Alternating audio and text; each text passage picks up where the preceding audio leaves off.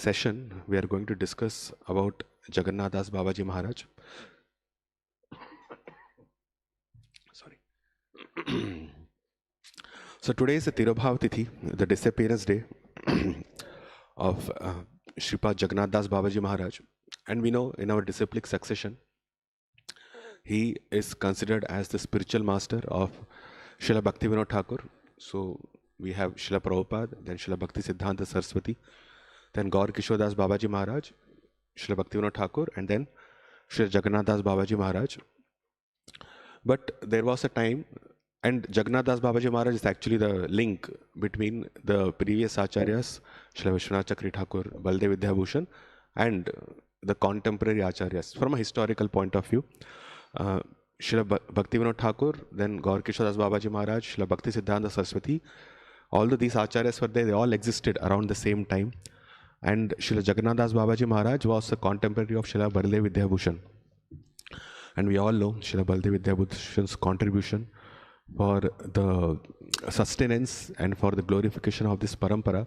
So Jagannatha Das Babaji Maharaj was a contemporary of him, which means that he saw him, he was there when he was there.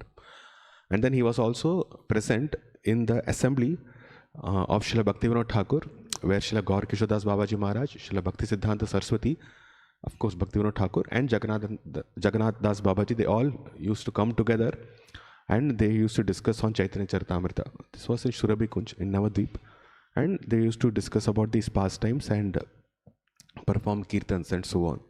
So he's like the direct link, and it's also understood in that way that he lived for almost more than 140 years. So almost 147 years he lived. So normally when we have such disappearance day, we discuss the pastimes of such great acharyas. So how we understand why we do that is the devotees always like to hear Krishna's pastimes, and Krishna becomes pleased by that. But if we see from Krishna's point of view, he likes his devotees to be glorified. So Krishna loves to hear his devotees' pastimes. So whenever such appearance day or disappearance day comes, we make a specific effort to discuss the leelas, the activities and pastimes of such great exalted souls, our acharyas, so that Krishna gets pleased and then he bestows his mercy to us through these acharyas. Yesterday we had this discussion on Ishopanishad at our Gurukul, and this question came up that is it Krishna's mercy or is it his devotees' mercy that we get? But then mercy, what the discussion went on, that mercy is one, it's always Krishna's mercy, he is the Supreme Personality of Godhead, but the channel which he chooses to give that mercy to us is through his devotees. And Krishna may be hesitant to give his mercy, he requires surrender, sarvadharman parityaja, that's his goal, that's the requirement he has to bestow his mercy. But through his devotees, because he loves his devotees, he is very willing to give mercy to the conditioned souls through the acharyas. So if we serve our Guru, our Param Guru Srila Prabhupada, then the acharyas, through our activities, through our devotional service, then Krishna becomes more pleased. And then what to speak of Sri Chaitanya Mahaprabhu, he is even more pleased by that, and his mercy also flows through that. So our attempt of discussing Jagannatha Das Babaji Maharaj's disappearance is to invoke that mercy through him, so that we can make some advancement in Krishna consciousness. And even from a historical point of view, if we see, after the disappearance of Chaitanya Mahaprabhu, the 6 Goswamis, they carried on the preaching mission of Chaitanya Mahaprabhu, and then the Goswamis also left one by one. And the last one was Srila Jiva Goswami, and then he trained Narottam Das Thakur, he trained Shyamananda Prabhu, then he also trained Srinivas Acharya, and they carried out the preaching activities on this land, India. And after that came Vishwanath Chakravarti Thakur, Baldev Vidyabhushan. But during this time, the preaching apparently, it looks apparently that from a historical point of view, the preaching was not very vigorous, and not many people were taking up Krishna consciousness all over the world.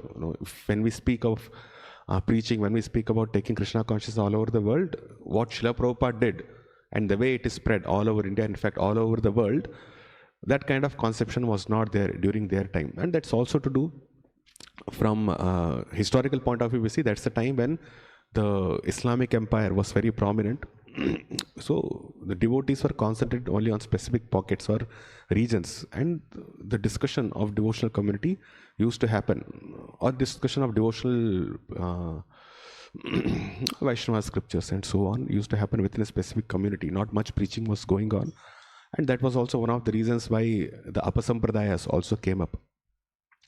But our acharyas, that does not mean that we are demeaning the acharyas, because situations within this material world keep changing. But what the acharyas did, to their glory, the excellent thing that they did was they meticulously retained all the essence of pure devotional service. Although that much wide amount of preaching was not going on, but still, apparently, it looks like that. But still, they retained the essence of pure devotion, and there were many great exalted devotees during that time also. And when we discuss a little bit about Jagannatha Dasa Babaji Maharaj past him, we'll also see that there were other great devotees as well. There were other Babajis also who were there during that time. So they preserved the essence of Krishna consciousness. And we know, we have heard Srila Prabhupada speaking about two types of devotees, Bhajananandis and Goshtyanandis. So Goshtyanandis are those who go out vigorously and preach, and Bhajananandis, they have a group, and then they are more concentrated upon meditation on the Lord, and they perform sadhana. But that does not mean that they are not teachers, because Srila Prabhupada himself, he explained that Acharya is one who teaches through his instructions, and at the same time he also teaches through his acharan, how he conducts himself, how he behaves, how he leads his life, and how he performs devotional service. So we as devotees also learn a lot from these acharyas. So although the classification may be there that there are Bhajananandis and Goshtyanandis, we actually have to learn from both of them. So there are direct instruction which is given to the conditioned souls. At the same time, by looking at the life activities of these Babajis, of these Bhajananandis, we actually learn a lot, specifically with respect to renunciation. Krishna consciousness is based on two things, Vairagya and Vidya. Vairagya, Vidya, and Nija Bhakti Yogam, it is said. So Vidya is there. Vidya is given by all the acharyas. Vidya is given by the ones who preaches, the one who gives instruction, specifically Srila Prabhupada, if you see from our point of view. But then Vairagya is one principle which is inculcated, or we can understand the level of devotion that they had and how renounced they were from this material world, and there's a lot for us to learn from their activities. And one more interesting point is that the instruction to preach Krishna consciousness was given to Srila Bhaktivinoda Thakur by Srila Jagannatha Dasa Babaji Maharaj. So Srila Prabhupada, is one of his lectures, he says that Srila Bhaktivinoda Thakur was the pioneer, or in the contemporary world with respect to the last 100-150 years, Srila Bhaktivinoda Thakur is the one who vigorously preached, or he started the pioneering mission of spreading Krishna consciousness according to the desire of Sri Chaitanya Mahaprabhu. And he is the one who sent, he started writing in English, and he sent his writings to the Western world also. So this he did on the instruction of Jagannatha Dasa Babaji Maharaj. So our acharyas, they know how to maintain Krishna consciousness, how to sustain Krishna consciousness in this world according to time, place, circumstances. And when the time seems conducive to them, then they get inspiration from Krishna himself, and then they invoke their disciples, other devotees, to preach Krishna consciousness. And we see that in the lives of our acharyas also. So Srila Bhaktivinoda Thakur was directly instructed to preach by Jagannatha Dasa Babaji Maharaj. Srila Bhakti Siddhanta Saraswati, when he was very distressed by the condition of Vaishnava society at that time, which was completely diverted from pure devotional principles, he was disheartened. And in his dream, all the acharyas appeared and they said, "We are behind you, we will support you, we will give you the strength, so you should go ahead and preach." And similarly, we also see in the case of Srila Prabhupada, when he was in Vrindavan, all the acharyas appeared in his dream, and then they told him to go out and preach, go to the Western countries, we are behind you, we will give you the strength. So this has always been there. So the acharyas are very much aware as to how to spread Krishna consciousness movement. So apparently or historically, we may say that one of the acharyas or some of the acharyas may not be actually going out and preaching, but then they are nowhere less in in other devotees who are preaching out in the world. So that we have to understand. And So this is recognized by Srila Bhaktivinoda Thakur because he gave the title. Actually, being in an inferior position is not, it's not a proper etiquette, but that's how it works. He gave the title to Srila Jagannatha Dasa Babaji Maharaj as Vaishnava Sarvabhauma. Say, Gora Virbhava Bhumestvam Nirdeshta Sajjana Priya Vaishnava Sarvabhauma Shri Jagannathaya Te Namaha. So this title of Vaishnava Sarvabhauma, which means the topmost of all the Vaishnavas, was bestowed or was given to him by Srila Bhaktivinoda Thakur. So this is how it is. So when we speak about preaching mission, Srila Bhaktivinoda Thakur started it, of course, but he got that instruction from Srila Jagannatha Dasa Babaji Maharaj. We do not have much information about his pastimes in a chronological manner, but there are some information here and there of his pastimes and what all leelas he performed. So, and we can categorize that into certain sections. So one or two pastimes we will see. And then finally we will read from Sajjana Toshani. Sajjana Toshani is a magazine which Srila Bhaktivinoda Thakur used to publish. And there he writes details about Srila Jagannatha Dasa Babaji Maharaj. So we'll read his words as to what he writes. And some pastimes we will see. With respect to his birth, not much information is known. What we know is from a book called as Gaudiya Vaishnava Jivani. This was written by Haridas Das Prabhu, right? So that was his name, and he mentions there that he was born in a place, in a village called as Tangail, which is in Maisanmain district. This is in Bangladesh now. So there he was born, and he was born in a very aristocratic family. So he was not from poor background. He was born in a very aristocratic family, and that's much we know about his birth, his childhood, his youth. We do not have any other information about him. And of course, we discussed that he was the contemporary of Srila Baladev Vidyabhushan. And if we have to trace the disciplic succession, Baladev Vidyabhushan had a disciple Uddhava Das, and he had a disciple Madhusudan Das. And this Madhusudan Das gave Babaji Vesh to Jagannatha Dasa Babaji. So Jagannatha Dasa Babaji was initiated by another devotee called as who was Jagadananda Goswami from Shringarvat, that's near Nidhivan in Vrindavan. So he got Diksha from him, but the Babaji Vesh he got from Madhusudan Das Babaji, who was in line with Baladev Vidyabhushan. And it's also interesting to note that in our disciplic succession, the lineage is primarily Shiksha lineage, and after, or rather, from Vishwanath Chakravarti Thakur to Baladev, to then Uddhava Das, to Madhusudan Das Babaji, then Jagannatha Das Babaji, then after that we say Bhaktivinoda Thakur, right? Srila Bhaktivinoda Thakur, then Srila Gaur Kishore Das Babaji Maharaj. All of them are not connected by direct Diksha. They all are Siksha disciples and Siksha Gurus. So the direct Diksha comes from Gaur Kishore Das Babaji Maharaj to Srila Bhakti Siddhanta Saraswati, and from Bhakti Siddhanta Saraswati to Srila Prabhupada, and from Srila Prabhupada to our Guru, and so on. So it's the Shiksha line. And this also proves that it's the spiritual instruction that matters, and it's a surrender of the devotee to the acharyas that is what matters than formal diksha. Of course, it's a big topic, we'll not be getting into that.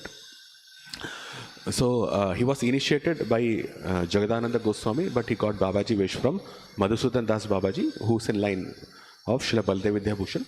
And it's also interesting to note that after Sri Chaitanya Mahaprabhu and his contemporaries, the lineage did not take any sannyas.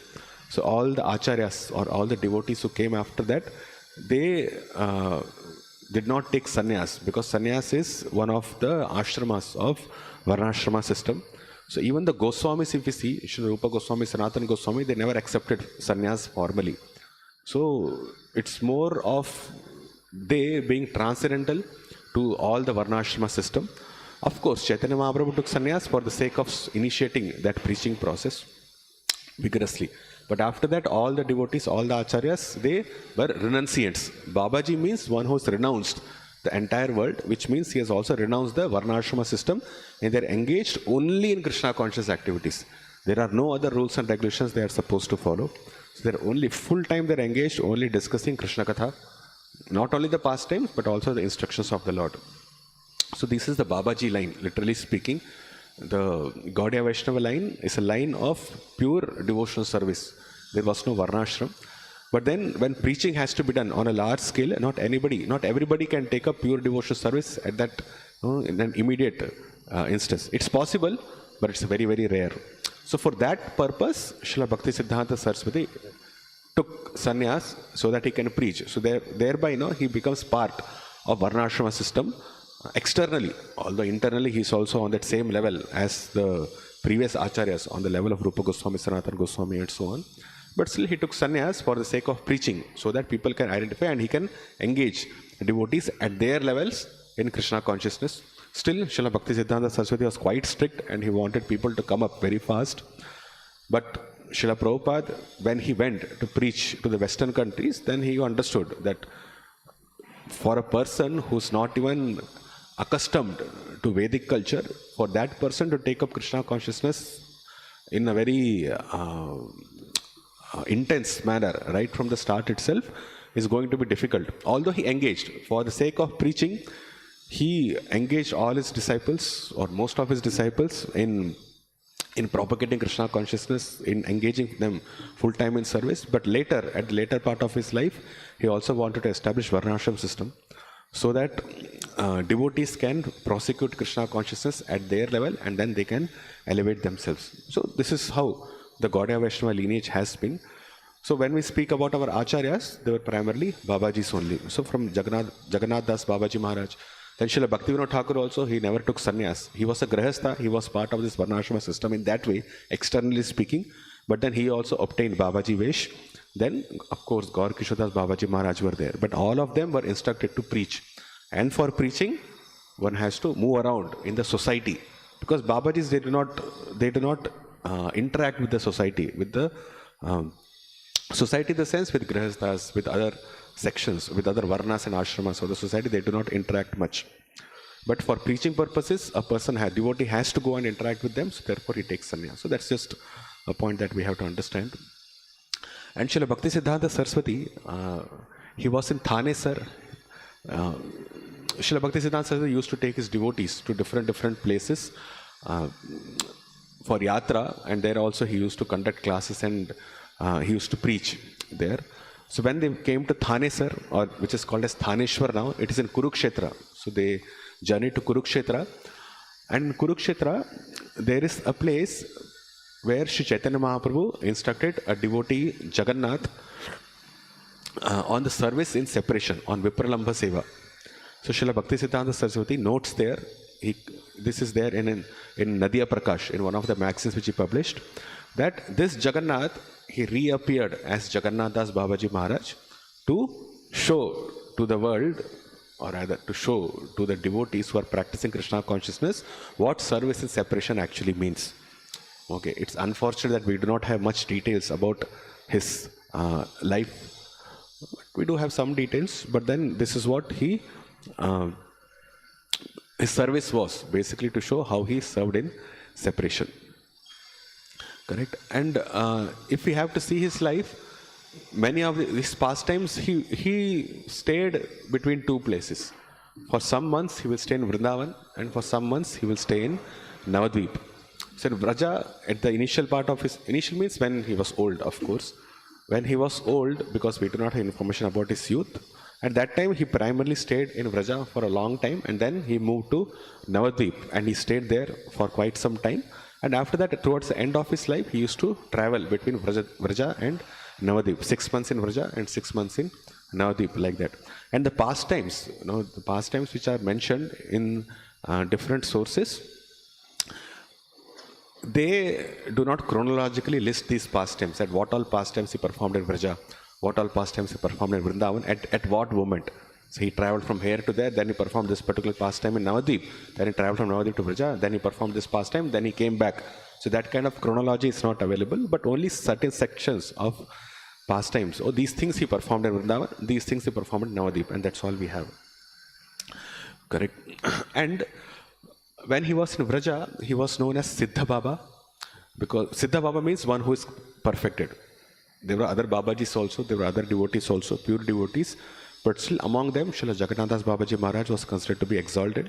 He was Siddha Baba, he was considered, and then in Vrindavan he used to chant for 3 days continuously, without taking rest, without drinking water, and he fasted. If we see his life, at several times he fasted continuously for 3 days, 4 days without even drinking water, and he used to sustain like that even in his old age, because all the pastimes we're speaking now is in old age, when he has reached 80, 90 and 100, like that. So he was very austere in that way. 3 days and 3 nights, he will keep on continuing doing kirtan or chanting, and he'll break the fast only with little amount of flat rice and some amount of yogurt. That's all, and that will sustain his life. It also shows that these devotees are not body conscious, or Jagannatha Dasa Babaji Maharaj is not. This has nothing to do with his body. So through his spiritual energy itself, he can sustain. And of course, according as his age advanced, then he was not able to walk properly. He was not able to move his body.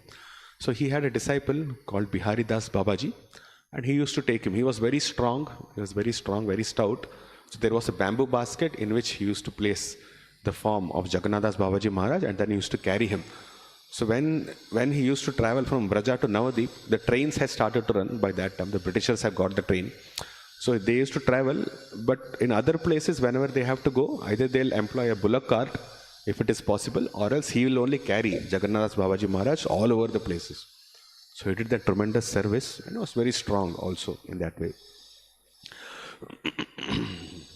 And with respect to, there are certain, actually all these pastimes are kind of divided into certain sections.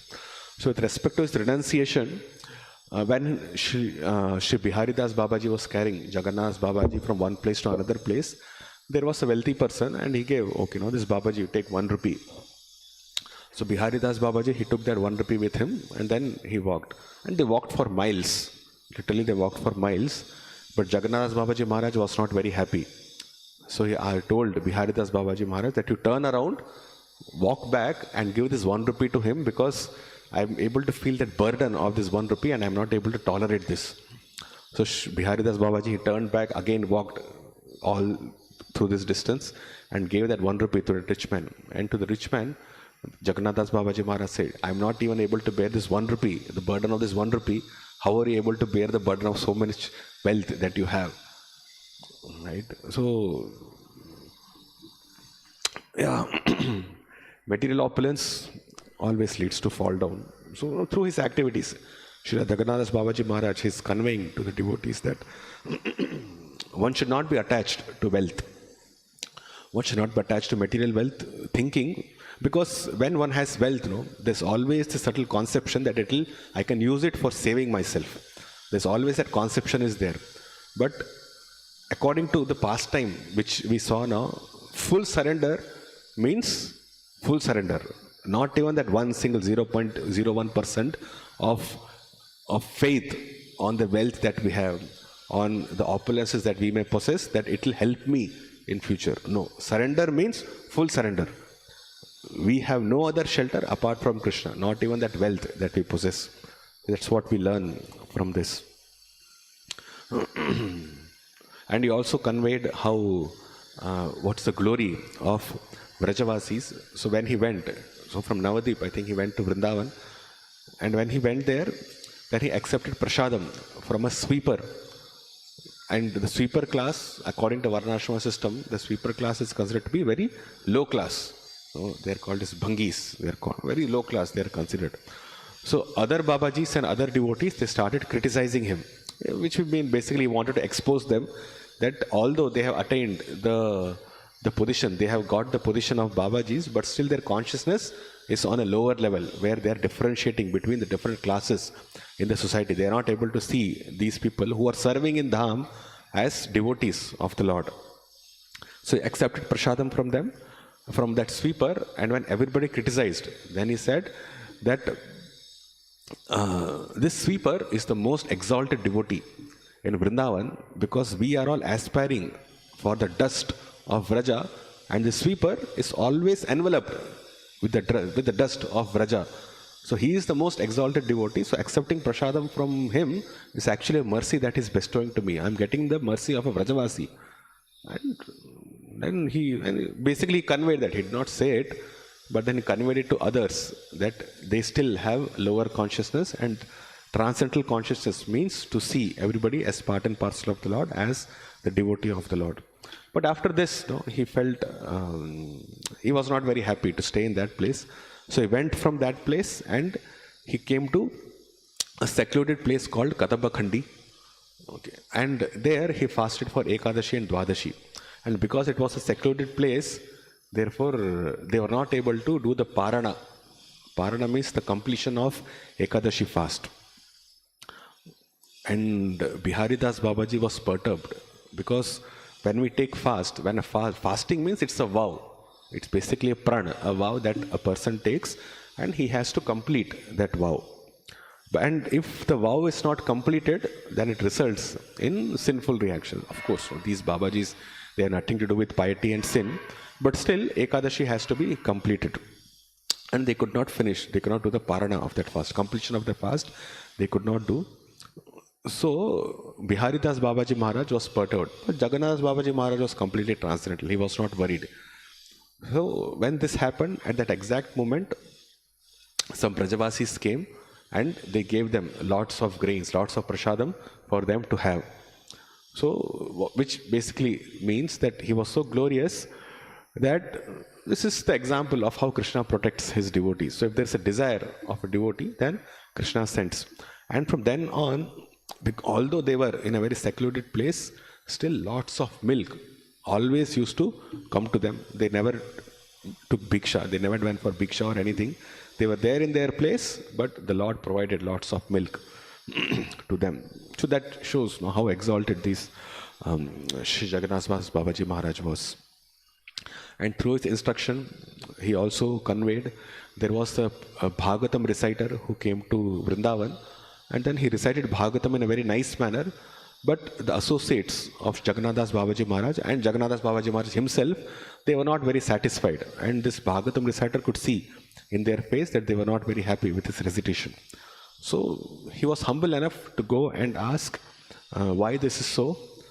So then Jagannatha Dasa Babaji Maharaj, he told him that you are reciting Bhagavatam, although you are reciting Bhagavatam very nicely, your philosophical understanding is proper, your leelas are proper, but your motivation is not proper.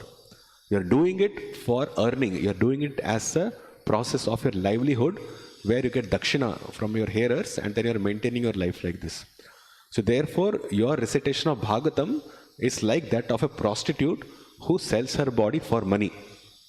So although he is speaking Bhagavatam, but still, if it is done with some ulterior motives, with a motivation to sustain one's life, then that is almost tantamount to prostitution. Then this devotee who, the speaker of Srimad Bhagavatam, he understood.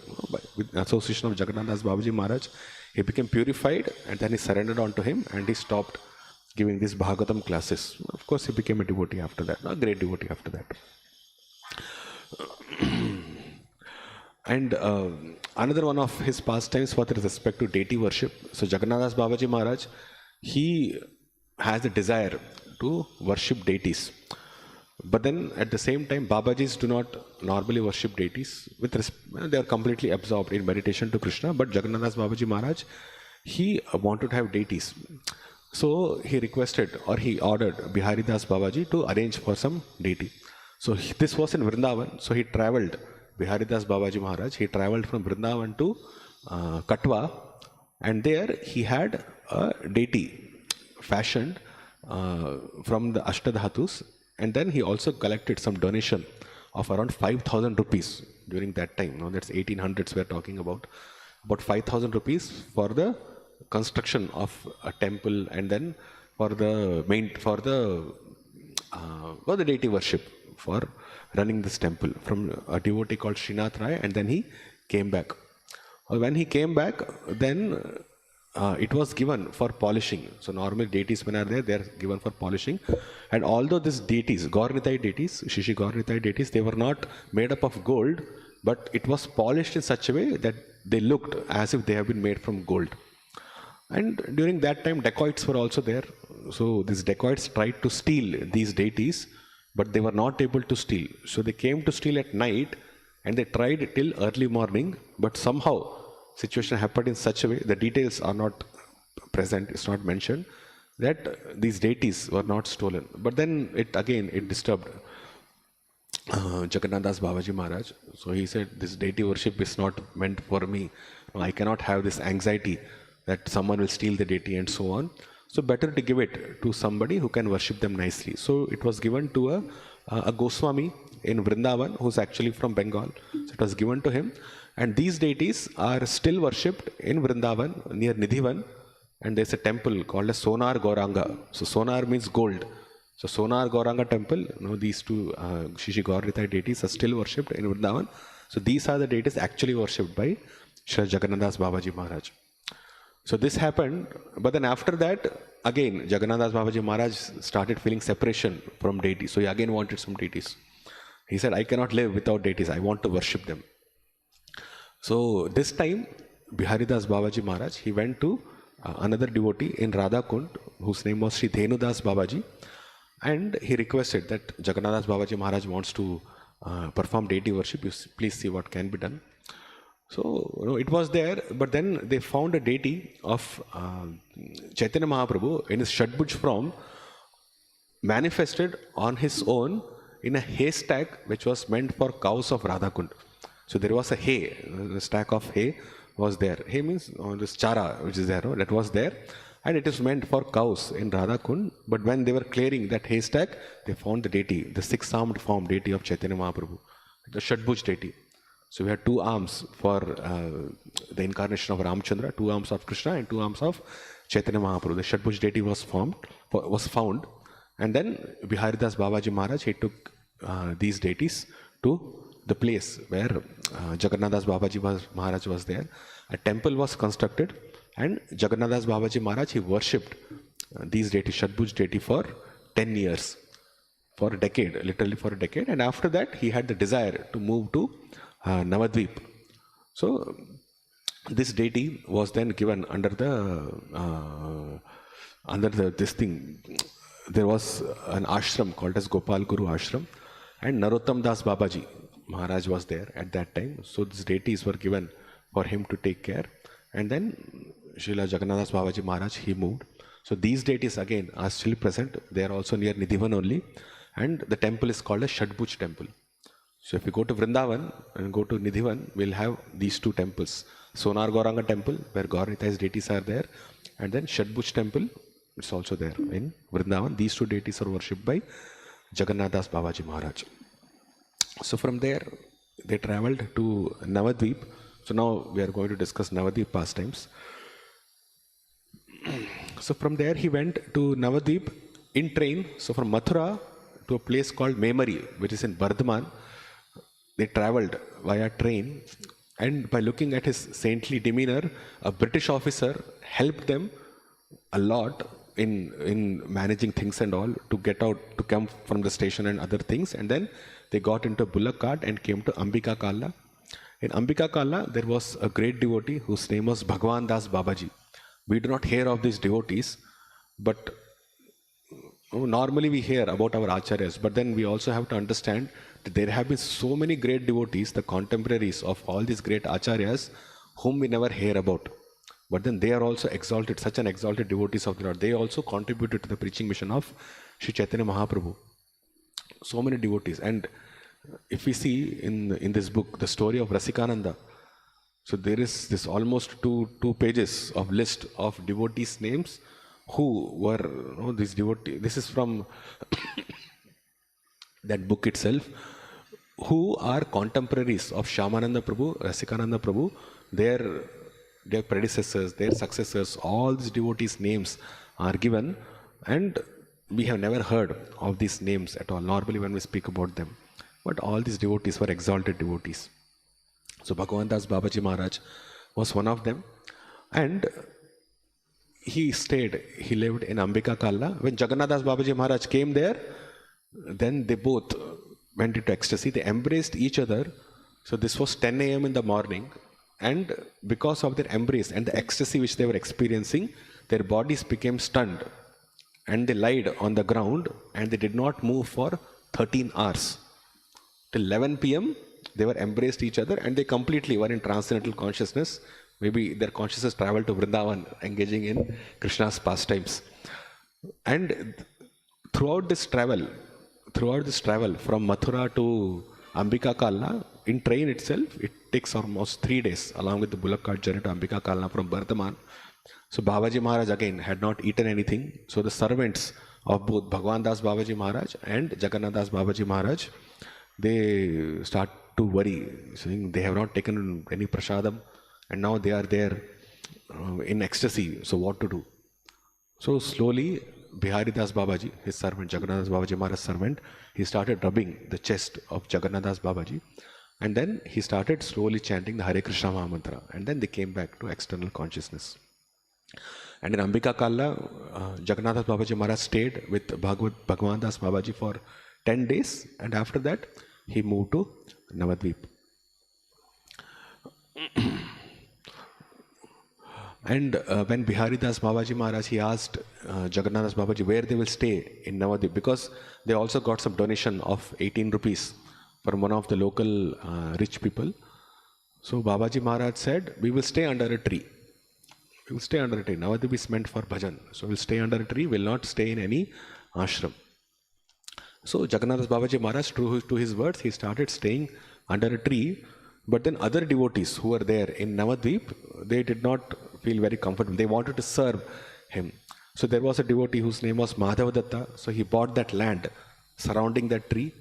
And then 2 huts were constructed by Srila Bhaktivinoda Thakur for Jagannatha Das Babaji Maharaj and his servant. And there was another devotee also whose name was Vanamali Rai. Again, so he constructed 3 more huts. And then there was a wealthy lady at that time, elderly lady. She dug well for them. So all the devotees, so many of these devotees from Navadvip, they wanted to serve Jagannatha Babaji, so did all these things and they made his ashram there. So that's how the Lord takes care of his devotee. This is the theme that we have been discussing, that when he did not get prasadam to finish his parana of Ekadashi, the Lord sent all the foodstuffs when he was in Vrindavan. And when he came to Navadvip, although he desired to live under a tree, but Krishna did not like that. So he inspired all these devotees to serve Jagannatha Das Babaji, and then everything was made proper for him so that he can do his bhajan properly. And not only that, if you have read Srila Bhakti Siddhanta Vaibhav, when Srila Bhakti Siddhanta Saraswati went to take care of the Yogpit, the actual birthplace of Chaitanya Mahaprabhu, it was all full of rice fields. There was no way, there was no roads, no way to approach, and if a person has to come, he has to take a boat through Ganga and walk through these rice fields to come to that particular place. And when Jagannatha Das Babaji Maharaj was there in that same area, then also, it was typical that kind of situation. And Ganga used to flood. Nowadays also Ganga floods, so she overflows, and she also turns the course of her journey. So Navadvip also used to get flooded, and during this time, when there was a flood, and it was a very heavy flood, and all the places around was completely filled in water, and people were struggling to get food. But then to the place where Jagannatha Das Babaji Maharaj was there, a boat came with 4 people, and they had 20 kilograms of flat rice. They have lots of containers of curd and lots of sandesh also. It was there. So till the flood subsided, there was no problem in the sustenance of the devotees in that area. So again, this proves the point that although the pure devotee, he never endeavors to to obtain anything for himself, for the maintenance of his body, but Krishna takes care. Yoga Kshema Mahamyaham. Krishna takes care of his devotees. So this is what we were discussing. Although these acharyas are not preaching directly, going out, distributing Krishna consciousness all over the world, but through their activities, they establish the pinnacle of surrender, and it gives us faith. It gives us faith that we also should aspire for, or at least, we may not reach that level, but at least aspire for such type of renunciation, for dependence on Krishna. So there are other pastimes also like this, but specifically I wanted to, and there are some instructions also that he gave. He said that the best time for chanting Hare Krishna Maha Mantra, if we have specific set of rounds to do, is from 3 a.m. to 7 a.m. That's the best time to chant. And in the evening, it is from sunset to 11 p.m. So these, why he said that and all, these details are not mentioned. But then from his lotus sleep, these are the words that came. That these are the time for chanting, 3 to 7, and then from sunset to 11 p.m. And he also had a policy that he never gave his uttishtha to anybody. He was humble that nobody's above me, actually, or rather everybody is above me, I'm not above anybody else. So no, I cannot give my uttishtha, I cannot give my jhuta to anybody. So even if he thought or he saw that somebody is desirous of taking the morsel of his food which he has left, he will ensure that not even one single particle is left in his prasadam plate. He'll complete everything because he did not want to give uttishtha to anybody. And these are some things which we know of, but the prominent thing, even in his pranam mantra, is Gaura Virbhava Bhumestvam. So the birthplace of Sri Chaitanya Mahaprabhu, which is the most important fact established by Srila Bhaktivinoda Thakur, was confirmed by Jagannatha Dasa Babaji Maharaj. So normally when people speak about him, he's remembered in that way because that's a very significant contribution, significant confirmation of Jagannatha Dasa Babaji Maharaj to determine the birthplace of Chaitanya Mahaprabhu. Due to different apasampradayas and the nefarious desires of the caste Goswamis, they basically had established a place in Navadvip, and they used to call it as the birthplace of Chaitanya Mahaprabhu. And even now, even if you have to go to Google Maps and see, that place is called as Prachin Mayapur. Historical or Prachin, no? It's the old Mayapur is this. So somehow they got that name, I don't know how, but they call it as Prachin Mayapur, and this is the place where Chaitanya Mahaprabhu was born. And basically, when at least people in Bengal, they know that Chaitanya Mahaprabhu is a very exalted devotee, if not the Supreme Personality of Godhead, and they used to come and take darshan, and they used to give donations. So these caste Goswamis, they used to maintain themselves in that way. But the actual birthplace of Chaitanya Mahaprabhu was on the other side of river Ganga, and this was established, this was confirmed by Srila Jagannatha Dasa Babaji Maharaj. So I'll just read a little bit from Sajjana Toshani. So this is the direct writing of Srila Bhaktivinoda Thakur, and there are a couple of pastimes which he mentions. So this is with respect to Kirtan, which they had in Amalajora. So there was a place called Amalajora in Bengal, and this is the place where Srila Bhaktivinoda Thakur met Sri Jagannatha Dasa Babaji Maharaj. Bhaktivinoda Thakur had travelled to Vrindavan, and there he had met Srila Jagannatha Dasa Babaji Maharaj many times before also. But when Jagannatha Dasa Babaji Maharaj came down to Navadvip, they met at Amalajora at that point. So Srila Bhaktivinoda Thakur writes, "We were present in the village of Amalajoda on 28th Phalgun. After staying up whole night on account of Ekadashi, the next morning all the devotees of the village went out for Nagar Sankirtan with great pomp. Keeping the most worshipable Srila Jagannatha Dasa Babaji Maharaj in front, everyone reached Prapanna-ashrama." So Prapanna-ashrama is the name that Srila Bhaktivinoda Thakur gave to the centers of Krishna consciousness. So preaching just like Srila Bhakti Siddhanta Saraswati established Gaudiya Math, Srila Prabhupada established ISKCON centers, Srila Bhaktivinoda Thakur, his centers he used to call them as Prapanna-ashrama, the ashrama where you come and surrender, Prapanna-ashrama. The symptoms of ecstatic love that Babaji Maharaj began to exhibit at the time of Kirtan is beyond description. Even though he was more than 100 years old at that time, yet he wonderfully sang, cried, and rolled on the ground like a lion. It was an unprecedented scenery, the way he sang as follows. What wonderful holy names has Lord Nityananda brought? He is distributing the holy names in exchange of only one's faith. Although my most merciful Nityananda was hit on the head by Jagai, still he distributed love of God to everyone. On seeing the symptoms, so this is end of quote, on seeing the symptoms of Babaji Maharaj's ecstatic love, everyone became filled with bliss of Kirtan, displayed the symptoms of ecstatic love, such as shedding of tears, standing of the hairs on end, and danced for a long time with ecstasy. After a while, when Kirtan came to an end, he briefly delivered a lecture on Namahatta. With great pleasure, Babaji Maharaj ordered the activities of Prapanna-ashrama to be carried out from that day onwards.